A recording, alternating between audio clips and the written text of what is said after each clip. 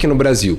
Qual que é a grande questão? É a mesma lógica da discussão, por exemplo, de coisas, sei lá, básicas que vão tramitando no Congresso e acabam, vão por água abaixo. E aí a gente tem aqueles casos que sempre vem matéria em outros jornais, inclusive, lá no Fantástico, por exemplo, sempre vem uma matéria de, tem lá uma criança que está sofrendo de sei lá o quê, que, poxa, os pais estão na briga na justiça faz sei lá quantos anos para conseguir um remédio que vai salvar a vida dessa criança.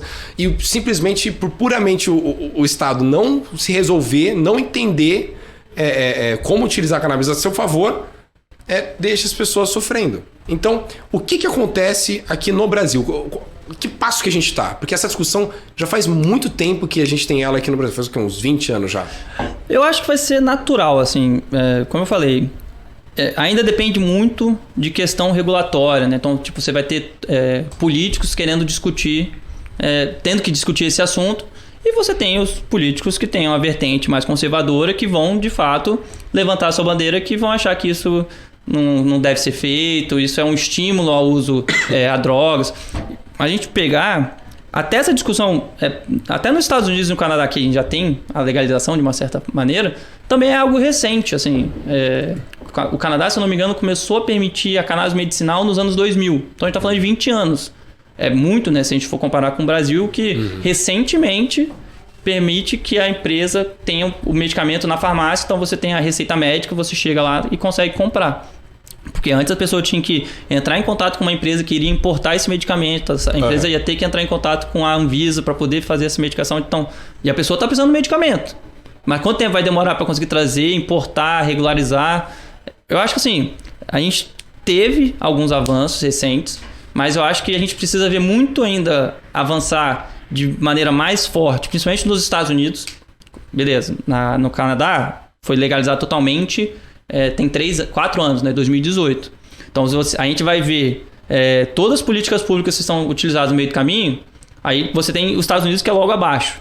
Os Estados Unidos vai ver, olha, eu acho que faz sentido a gente legalizar, porque não foi esse problema todo que a gente viu no Canadá, que eles podem estar vendo até como um tubo de ensaio para eles. Uma experiência ao vivo. O Canadá hoje tem 40 milhões de habitantes. É o tamanho da Califórnia. Se for comparar de potencial de mercado, é pequeno, mas é relevante para você entender como é que funciona. As pessoas passaram a utilizar mais, as pessoas, sei lá, tiveram um problema no trânsito utilizando a cannabis. Então você tem toda essa questão que leva um certo tempo.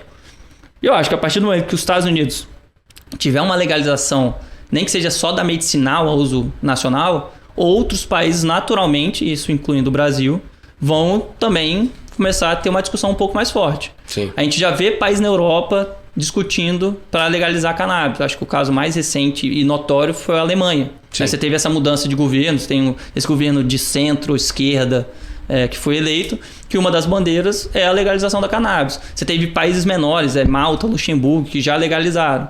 Mas quando você vai ver pesquisa junto à população, os maiores países na Europa, então a gente fala de Alemanha, Itália, Espanha, Inglaterra, França, a maioria da população já é favorável à legalização da cannabis. Mesma coisa nos Estados Unidos. Então você pega lá a base histórica. Na década de 60, 70, 10 a 12% da população americana era favorável à legalização de cannabis. Hoje, esse percentual já está na casa dos 70%. E quando você abre o extrato por idade, por identificação político-partidária, por idade, as pessoas que menos aceitam hoje são as pessoas de idade mais avançada, e por uma imposição matemática e fisiológica, daqui a pouco essas pessoas não estarão mais com a gente. E a tendência é que esse percentual suba ainda mais, porque as pessoas que já aprovam hoje dificilmente vão deixar de ser favorável daqui a 5 a 10 anos. Claro. E quando você vê por partido, até o Partido Republicano lá fora, que é tido como mais conservador, você já tem uma divisão meio que 50-50. Então não é algo que o Partido Republicano é totalmente contrário à legalização. Os próprios republicanos no Congresso, eles entendem a necessidade da legislação de alguns pontos para o setor de cannabis, porque já é um setor que movimenta muito dinheiro. No ano passado, nos Estados Unidos, movimentou 24 bilhões de dólares a indústria de cannabis. Só para a gente ter uma ideia.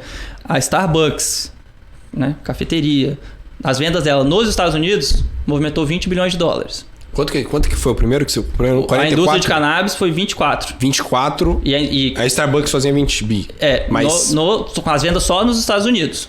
Então você já está falando que é uma indústria que movimenta mais do que a venda dos Starbucks. Então é algo relevante. Sim. Então isso gera imposto para os governos locais. Então a gente está saindo de uma pandemia.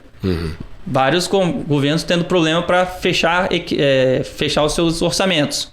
Pode ver na cannabis uma forma de você conseguir arrecadar mais recursos. Sim. Porque é um setor que está crescendo ainda. Sim. Quando a gente vê estimativa, então como eu estava falando, a gente vê desde 2017. Lá em 2017, 2018, a estimativa até 2025 era que o setor de cannabis nos Estados Unidos movimentasse 25 bilhões de dólares. Se você pegar essa projeção mais atual, esse número já está em 2025. Então você pega em 2022, a projeção para 2025 já são de 45 bilhões de dólares. Em 2, 3 anos, você praticamente dobrou a estimativa de venda total do setor. Então assim, crescimento tem. Você tem uma predisposição da população a ver isso com bons olhos. Então, acho que assim, lá nos Estados Unidos vai ser meio que natural essa discussão e isso vai meio que vir para o Brasil. Mas eu acho que assim, a gente ter uma dianteira nesse assunto, eu acho muito difícil. A gente vai meio que, acho que seguir... Como sempre, né? vai seguir um movimento lá de fora. Como sempre, o Brasil